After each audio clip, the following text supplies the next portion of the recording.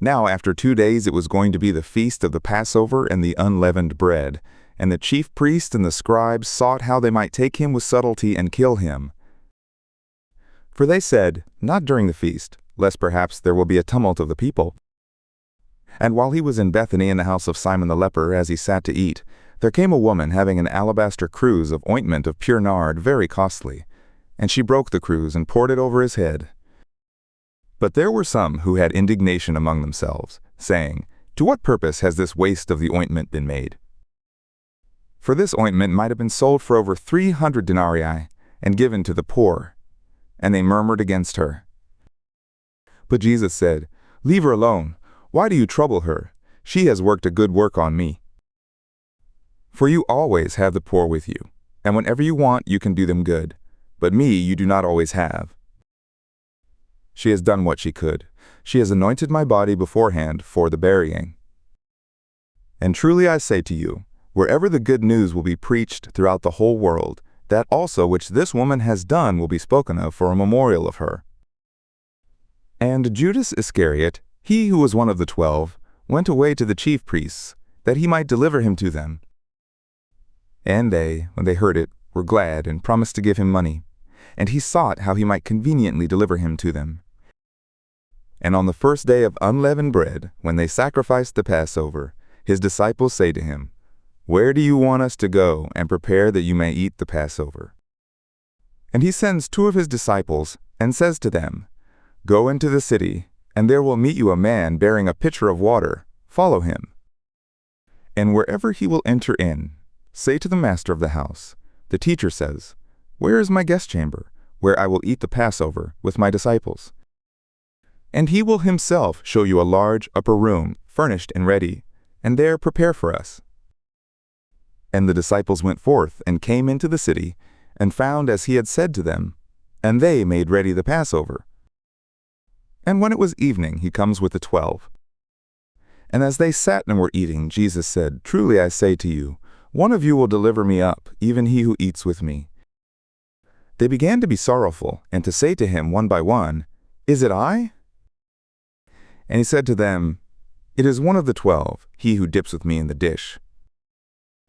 For the Son of Man goes, even as it is written of him. But woe to that man through whom the Son of Man is delivered up. It would have been good for that man if he had not been born. And as they were eating, he took bread, and when he had blessed, he broke it, and gave to them, and said, Take, this is my body. And he took a cup, and when he had given thanks, he gave to them, and they all drank of it. And he said to them, This is my blood of the covenant, which is poured out for many.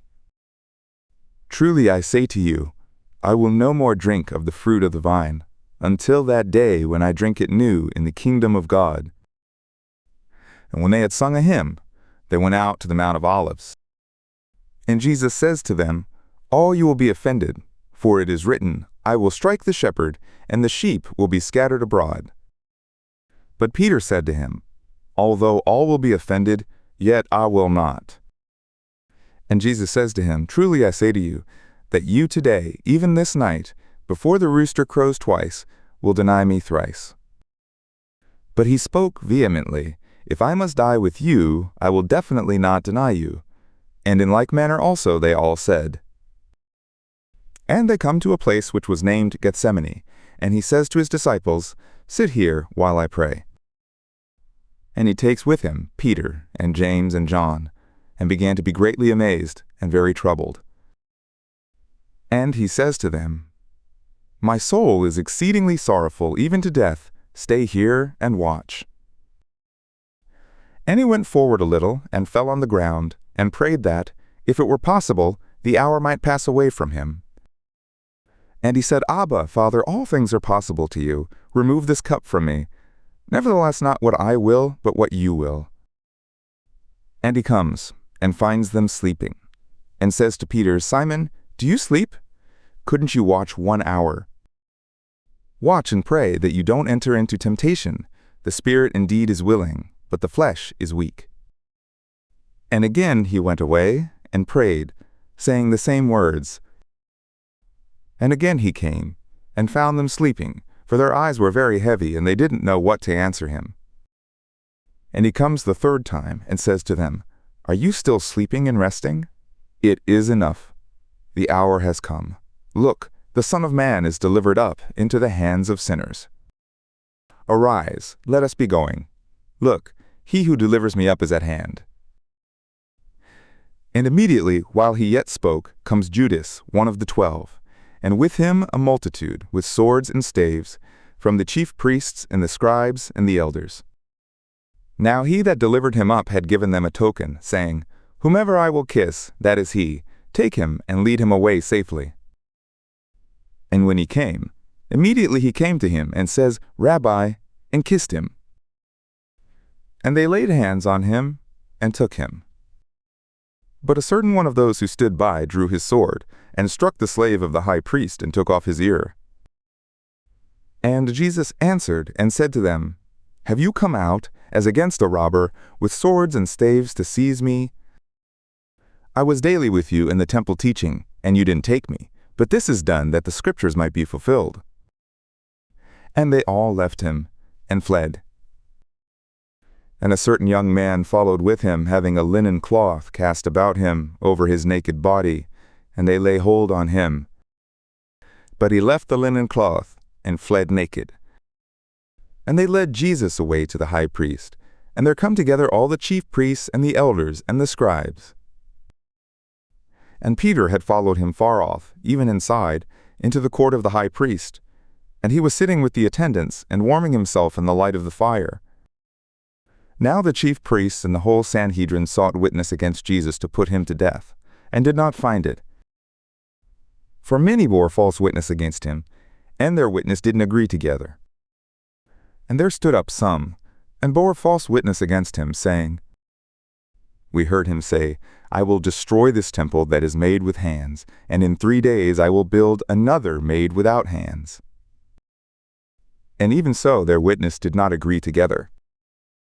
And the high priest stood up in the middle of the Sanhedrin, and asked Jesus, saying, "Do you answer nothing?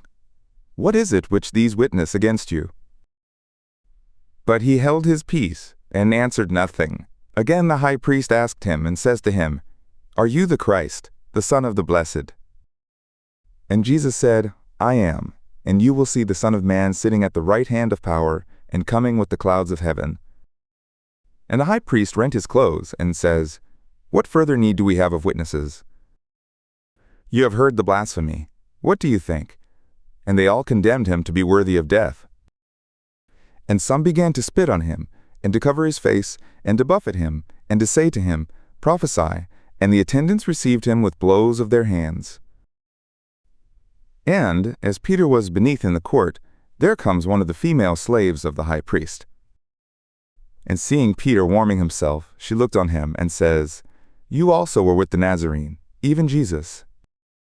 But he denied, saying, "I neither know nor understand what you say." And he went out into the porch, and the rooster crowed. And the slave saw him, and she began again to say to those who stood by, "This is one of them." But he again denied it. And after a little while again those who stood by said to Peter, "Of a truth you are one of them, for you are a Galilean." But he began to curse and to swear, "I don't know this man of whom you speak." And right away the second time the rooster crowed. And Peter called to mind the word how that Jesus said to him, "Before the rooster crows twice, you will deny me thrice." And when he thought on it, he wept.